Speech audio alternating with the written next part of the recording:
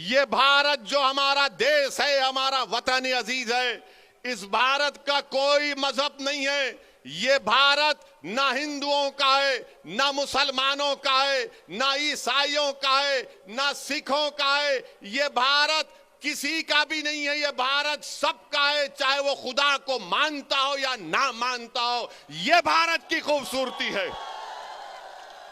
BJP इसको सिर्फ एक मजहब से जोड़कर ये बताना चाहती है कि ये मुल्क सिर्फ एक मजहब का है या एक आरएसएस की आइडियोलॉजी के मानने वालों का है।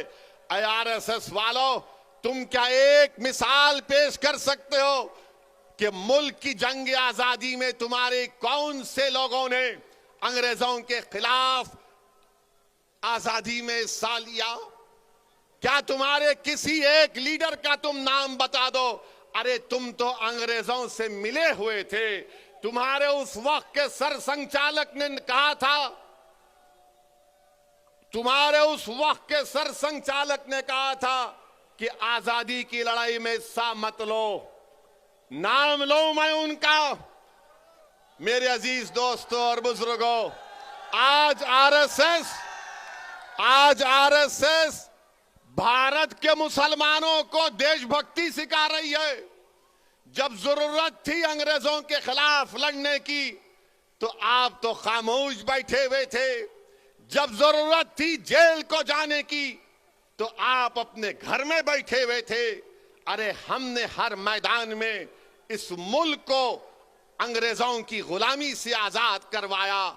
नरेंद्र मोदी की जबान से आप कभी नहीं सुनेंगे कि आरएसएस ने इस मुल्क की आजादी के लिए अपना खून या पसीना बहाया। नरेंद्र मोदी बात करेंगे औरंगजेब की, नरेंद्र मोदी बात करेंगे शिवाजी की।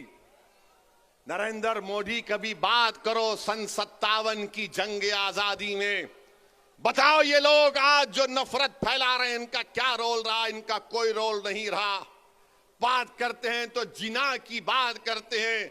अरे इसी सरजमीन से हमने टू नेशन थियरी को रिजेक्ट किया, मुस्तरद किया। हमने इंडियन नेशनलिज्म और कॉम्पोजिट कल्चर की बात की थी।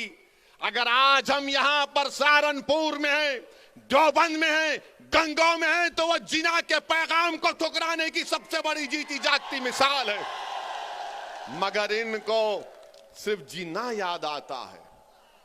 अजीज दोस्तों और बुजुर्गों, एक और धर्म संसद हुआ छत्तीसगढ़ में। कांग्रेस ने कहा जब बीजेपी कर सकती है तो हम क्यों पीछे हटे हैं।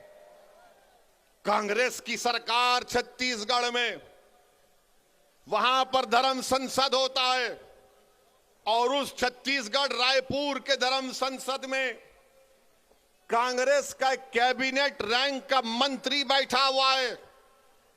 बीजेपी के बड़े बड़े नेता बैठे हुए हैं और उसमें से एक महाशय ने महात्मा गांधी को गाली दे दी, गोडसे की तारीफ कर दी और साथ में मुसलमानों के खिलाफ जहर बका।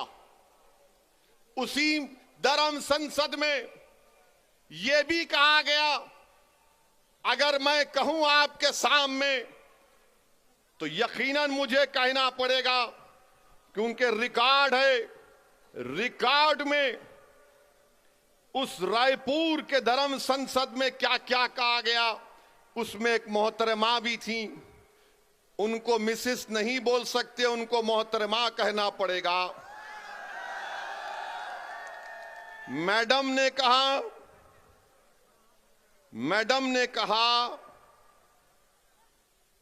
कि मैडम ने कहा कि धर्म संसद इसीलिए हम कर रहे हैं क्योंकि बच्चियां 18 साल की उम्र में दूसरी जात के लोगों के साथ भाग जाती।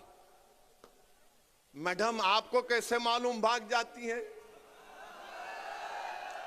और फिर मैडम ने कहा कि धर्म संसद इसलिए कर रहे हैं, हमारे दलित भाइयों से कह रहा हूं, हमारे पिछड़े समाज के हमारे हिंदू भाइयों से कह रहा हूं।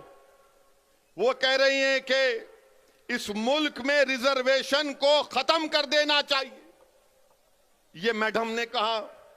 एक ने कहा अगर इंसानियत को बचाना है, ये रामदास इनका नाम है, बच जाइए। रामदास ने कहा कि अगर इंसानियत को बचाना है तो मुसलमानों को खत्म कर दो। अगर वो बात असदुद्दीन ओवैसी आज उसका 5% भी कहता तो जितने मंच पर लोग बैठे हुए 2 घंटे में पूरे थानेदार हमको लेके चले जाते, अपना दामाद बना लेते जेल में। रामदास कह रहे हैं कि इंसानियत को बचाना है तो मुसलमानों को खत्म कर दो। और एक मोहतरम कह रहे हैं कि अब हमको हिंदू राष्ट्र बनाना है। ये कांग्रेस की सरकार है।